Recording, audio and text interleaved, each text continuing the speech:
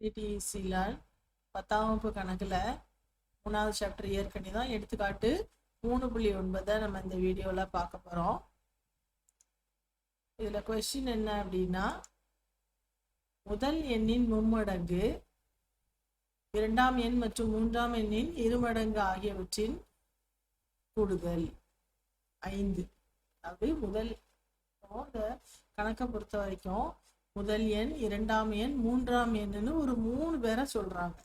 அப்ப இந்த 3 பேருக்கும் நம்ம முதல்ல ஒரு பெயர் வைக்கணும். எப்பவும் முதல் எண், இரண்டாம் எண், மூன்றாம் எண்ணுன்னு அவங்கள கூப்பிட்டுக்கிட்டே இருக்க முடியாது இல்ல. மேக்ஸ்ல நம்ம எப்பவுமே அந்த மாதிரி நீளமா எழுதுறது இல்லை. அதனால இந்த 3 பேருக்கும் முதல்ல பேர் வைப்போம். முதல் எண் யாரு அப்படின்னா எக்ஸ் அப்படின்னு எடுத்துக்கலாம். அந்த தெரியாத ரெண்டாம் எண் யாருன்னா ஒய், மூன்றாம் எண் யாரு அப்படின்னா ஜெட் அப்படின்னு நம்மளாவே அவங்க 3 பேருக்கும் பேர் கொடுத்துக்கிறோம். இப்போ 3 எண்ணுக்கும் பேர் வச்சாச்சு, எக்ஸ், ஒய், ஜெட். இப்போ அவங்க கொடுத்துருக்கிற ஒவ்வொரு பாயிண்ட்டும் நமக்கு ஒரு க்ளூ மாதிரி. இந்த ஒவ்வொரு க்ளூவையும் பயன்படுத்தினா ஒரு சமன்பாடு நமக்கு கிடைக்கும். இப்போ கணக்கை ஃபுல்லா வாசிச்சுட்டே இருந்தா ரொம்ப குழப்பமா இருக்கிற மாதிரி தோணும். அதனால ஒரு பாயிண்டா வாசிப்போம். இந்த ஒரு சின்ன பாயிண்ட்டை சமன்பாடா மாத்துவோம். அடுத்த பாயிண்ட்டுக்கு போவோம். இப்போ முதல் பாயிண்ட் என்ன, முதல் க்ளூ என்ன கொடுத்துருக்காங்கன்னா, முதல் எண்ணின் மும்மடங்கு. ஃபுல்லாலாம் வாசிக்க வேண்டாம். முதல் எண்ணின் மும்மடங்கு. அப்போ முதல் எண் யாரு, எக்ஸ். அதனுடைய மும்மடங்குனா 3 மடங்கு. அப்போ 3ஆல பெருக்கணும். எக்ஸ 3ஆல பெருக்கினா என்ன கிடைக்கும் நமக்கு, 3x. இதுதான் முதல் எண்ணின் மும்மடங்கு அப்படின்னு அவங்க வார்த்தையில சொல்லியிருக்காங்க.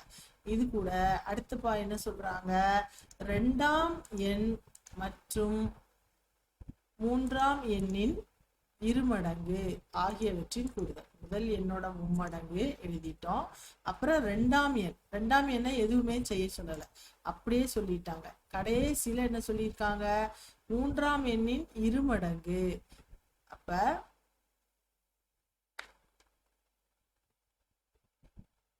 இரண்டாம் எண் அவங்க சொன்னதெல்லாம் எழுதும்.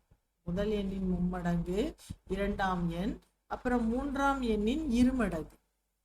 மூன்றாம் எண் யாரு, ஜெட்டு. அதனுடைய இருமடங்குனா 2ஆல பெருக்கும். இப்ப இவங்க 3 பேருக்கு இடையில, இந்த 3 இதுக்கு இடையில என்ன தொடர்பு அப்படின்னா,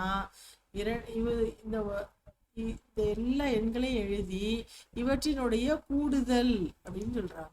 இந்த 3 விஷயத்துடைய கூடுதல் 5. அப்போ நமக்கு இதுல இருந்து என்ன தெரியுதுன்னா, இது எல்லாத்தையும் கூட்டணும் அப்படின்னு தெரியும். இதனுடைய கூடுதல் எவ்வளவு அப்படின்னு சொல்றாங்க, 5 அப்படின்னு சொல்லிட்டாங்க. இப்ப நமக்கு அழகா முதல் சமன்பாடு வந்துருச்சா. இது 1வது சமன்பாடு. அடுத்தது இப்ப 2வது குழுவை பார்க்க போறோம்.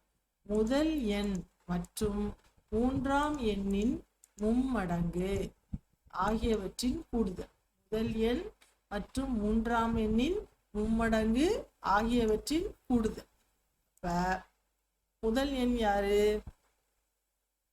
3x. முதல் எண் எக்ஸ். முதல் எண் எக்ஸ். இது கூட மூன்றாம் எண்ணின் மும்மடங்கு. மூன்றாம் எண் யாரு, Z. அதோடைய மும்மடங்குங்கும் போது 3z ஆகியவற்றின் கூடுதல்.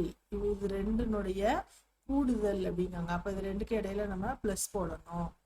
கூடுதலில் இருந்து இரண்டாம் எண்ணின் மும்மடங்கை கழிக்கன்னு சொல்லிட்டாங்க. அப்போ மைனஸ் இரண்டாம் எண்ணின் மும்மடங்கு. இரண்டாம் எண் யாரு, ஒய். அதனுடைய மும்மடங்கு அப்படின்னா 3y ஈக்குவல் டு என்ன தருதுன்னு சொல்றாங்க, நாம் பெறுவது 2 அப்படின்னு சொல்லிட்டாங்க. நாம் பெறுவது 2 அப்படின்னு சொல்லியிருக்காங்க. அப்ப இது ஈக்குவல் டு 2. இது அப்படியே 2வது சமன்பாடுன்னு எடுத்துக்கலாமானா, இதை கொஞ்சம் கரெக்டா குழம்பி போயிருக்கு இல்லையா. எக்ஸ், ஒய், ஜெட் அப்படித்தானே வரிசையா வரணும். இங்க எக்ஸ், ஜெட், ஒய் இருக்கு.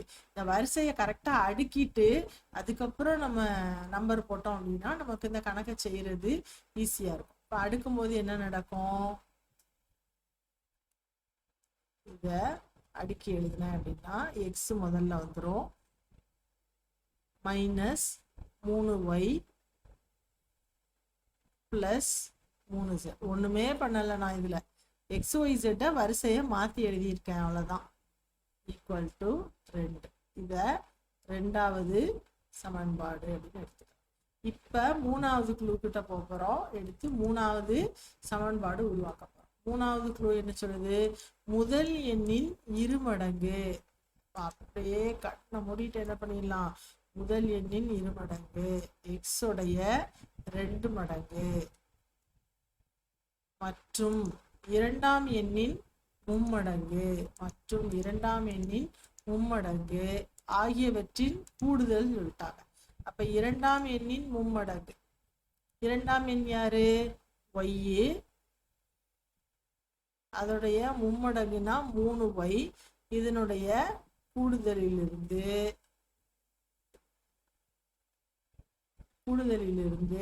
மூன்றாம் எண்ணை கழிக்க. மூன்றாம் எண் யாரு? z. z வந்து என்ன செய்யணும்? கழிக்க. என்ன கிடைக்குது? நாம் பெறுவது 1. XYZ வரிசையா இருக்கிறதுனால இதுல எதுவும் ஒழுங்குபடுத்த தேவையில்லை. அப்ப இத மூணாவது சமன்பாடு அப்படின்னு நம்ம நேரடியா எடுத்துக்கலாம். இப்போ 3 சமன்பாடுகள் கிடைச்சிட்டா, இப்போ இதுல இருந்து ஏதாவது ஒரு மாறியை நீக்கணும். இப்போ 1ஆவதையும் 2ஆவதையும் ஃபர்ஸ்ட் ஒப்பிட்டு பார்ப்போம். 1ஆவதுல யாருக்காவது ஆப்போசிட் சைன் இருக்கா? எப்பவுமே அதை தான் நம்ம முதல்ல பார்க்கணும். எல்லா உறுப்புகளுடைய சைனும் சேமா இருந்தா வேற வழி கிடையாது.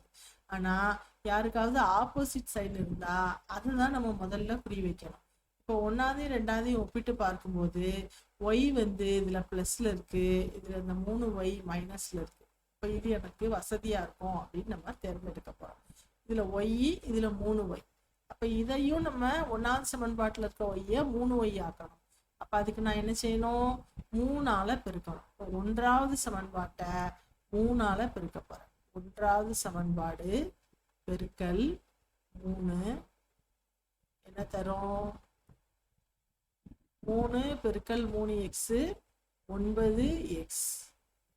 இல்ல உங்களுக்கு புரியணும் அப்படின்னா இன்னொரு ஸ்டெப் கூட எழுதலாம். ஆனா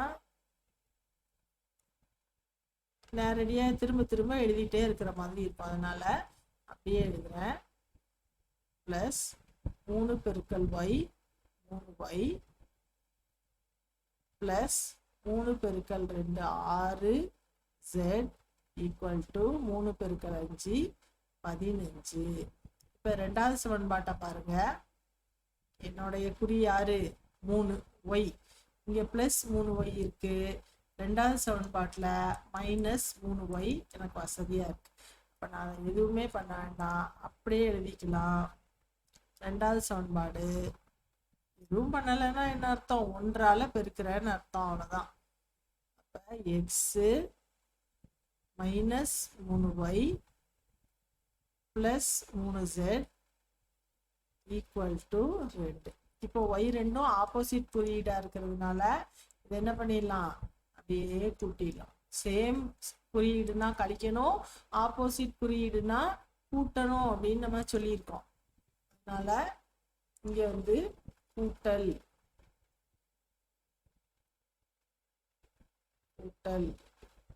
என்னாகும்? பிளஸ் 3y மைனஸ் 3y கழிஞ்சு 0 ஆயிரும். மற்றதெல்லாம் என்ன நடக்குன்னு பார்ப்போம். கூட்டல்ங்கிறதுனால 9x பிளஸ் 1x 10x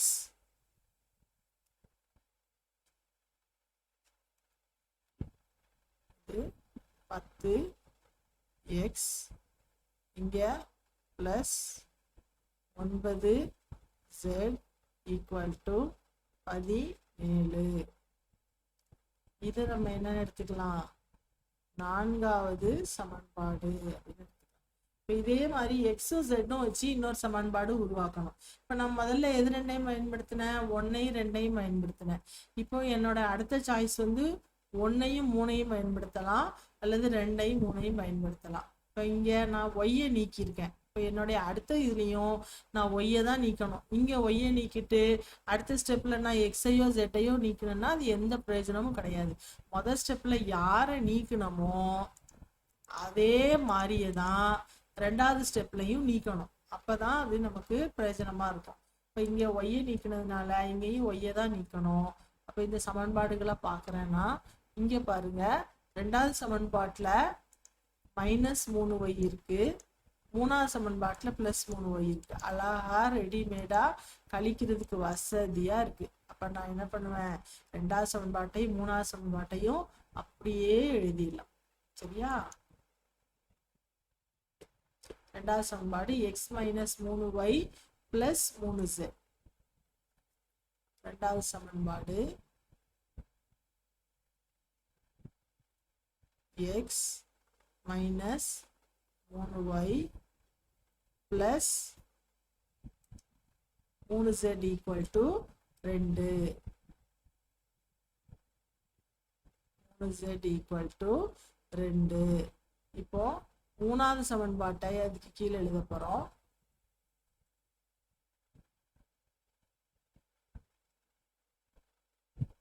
மூணாவது சமன்பாடு என்னன்னு பார்த்துக்கிறோம்.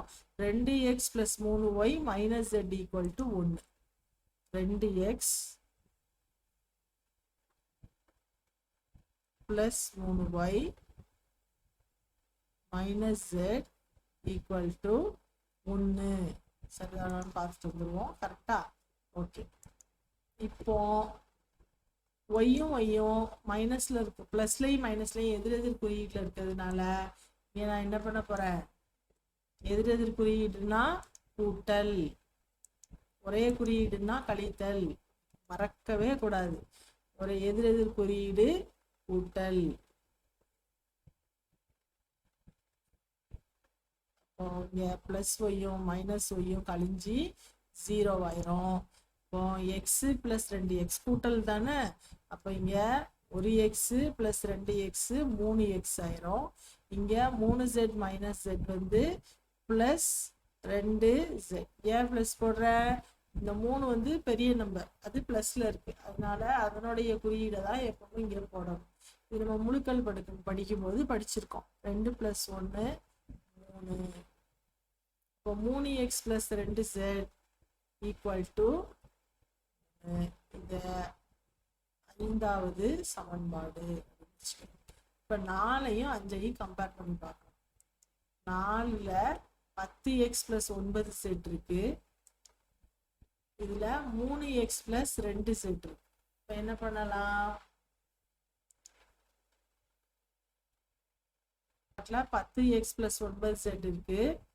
5வது சமன்பாட்டில் என்ன இருக்கு, 3x + 2z இருக்கு. அப்போ இங்க 10 3 வேற வேறையா இருக்கு, ரெண்டையும் ஒரே மாதிரி மாத்தணும். 10க்கும் 3க்கும் மீச்சியமா என்னது, 10 × 3 30 தான் மீச்சியமா. 10க்கும் 3க்கும் மீச்சியமா 30. அப்ப நான் இந்த எக்ஸோடைய கெழுவை 30ஆ ரெண்டுலையும் மாத்தணும். 4வது சமன்பாடை எதால பெருக்கணும், 4வது சமன்பாடு பெருக்கல் அதை 30ஆ மாத்தணும். 30ஆ மாத்தணும்னா 3ஆல பெருக்கணும். அப்போ 30x + 9 3ஆல பெருக்கணும் எவ்வளவு வரும், 27z. 30x எல்லாத்தையும் 3ஆல பெருக்க போறேன். அப்போ 30x + 27z. 4வது சமன்பாட்டை பாருங்க எல்லாரும், ஈக்குவல் டு 17. 17ஐயும் 3ஆல பெருக்க போறேன். 3 17 எவ்வளவு, ஈஸியா பெருக்கணும் அப்படின்னா 3 17 அப்படின்னு சொல்லும்போது 17ல 10 7ன்னு பிரிச்சுக்கணும். 3 10 ஃபர்ஸ்ட் எடுக்கணும், 30. 3 7 எவ்வளவுன்னு தெரியும் நமக்கு, 21. அப்போ 30 21 51 அப்படின்னு மனசுலயே பெருக்கலாம். 51. இப்போ 5வது சமன்பாட்டை எடுத்துக்கிறேன். இப்போ இதுலயும் எனக்கு என்ன வேணும், எக்ஸ் போடாம விட்டுட்டோம்.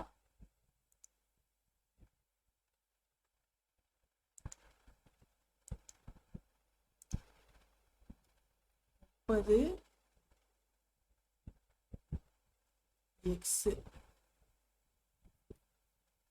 5வது சமன்பாட்டை அதுல 3x இருக்கு, அதனால அதை நான் எதால பெருக்க போறேன், 10ஆல பெருக்க போறேன். அப்போ 3x × 10 30x + 20z equal to 30. அப்படியே 10ஆல பெருக்கி பெருக்கி எழுதிட்டேன். எழுதினோன்னா என்ன ஆகுது? இப்போ எக்ஸ் வந்து ஒரே குறியீடு, அதனால என்ன பண்ணணும்? ஒரே குறியீடுனா கழித்தல்.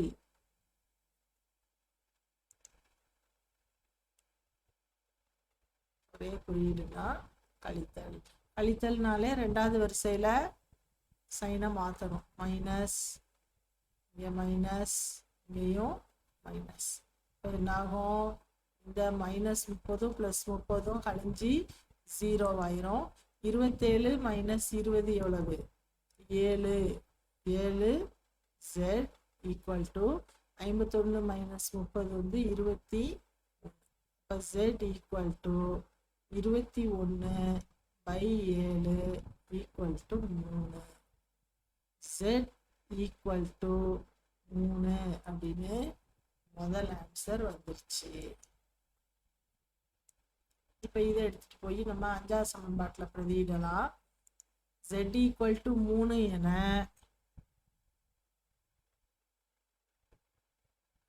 z ஈக்குவல் டு 3 என சமன்பாடு 4லையும் பண்ணலாம், 5லையும் பண்ணலாம். 5ல் பிரதியிட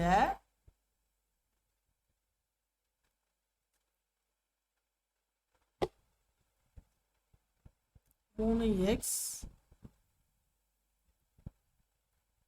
+ 2 × z பதிலாக 3 ஈக்குவல் டு 3. அப்போ 3x + 6 equal to 3. 3x equal to 3 - 6.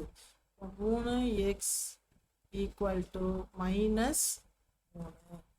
x equal to -3/3. இது என்ன தெரியுது?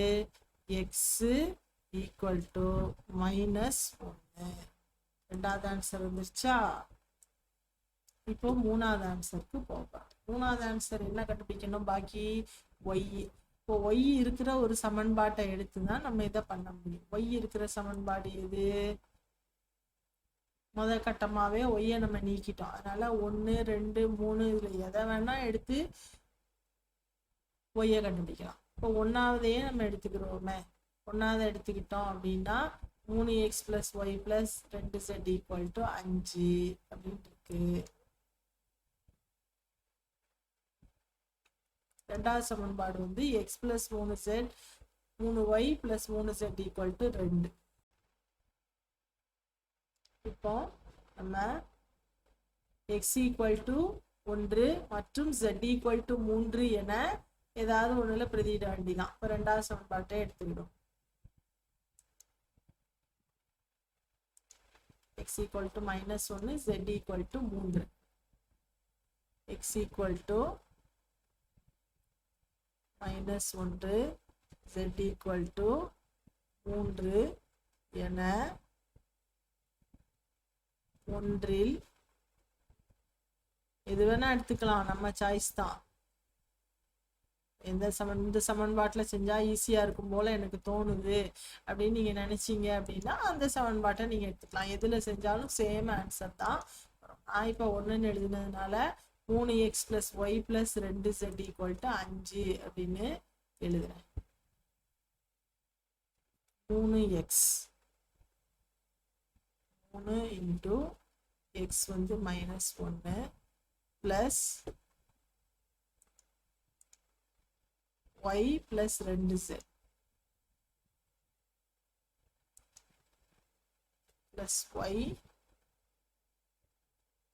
y தெரியாது, அதனால + 2z 2 × 3 ஈக்குவல் டு 5. அப்போ 3 × -1 -3 + y + 6 ஈக்குவல் டு 5. y 6 - 3 வந்து +3 ஆயிரும் ஈக்குவல் டு 5. இப்போ y equal to 5 - 3 y equal to 2. நமக்கு மூணாவது தீர்வும் கிடைச்சிருச்சு. ஆன்சர் எடுத்து எழுதிடலாமா? தீர்வு எப்படி எழுதுறது?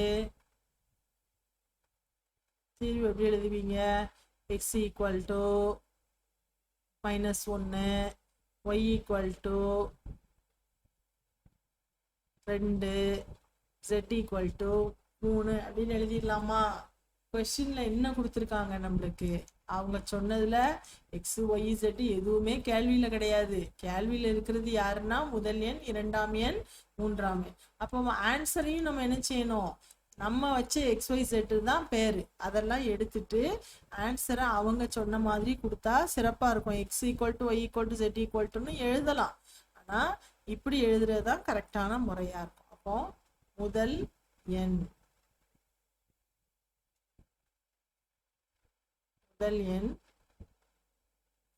ஈக்குவல் டு எக்ஸுக்குரிய மதிப்பை போட்டுறணும். இரண்டாம் எண்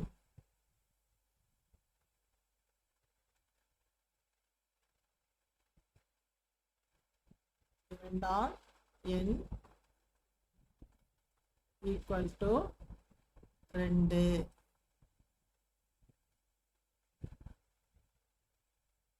மூன்றாம் எண் யாரு? Z. மூன்றாம் எண் ஈக்குவல் டு 3.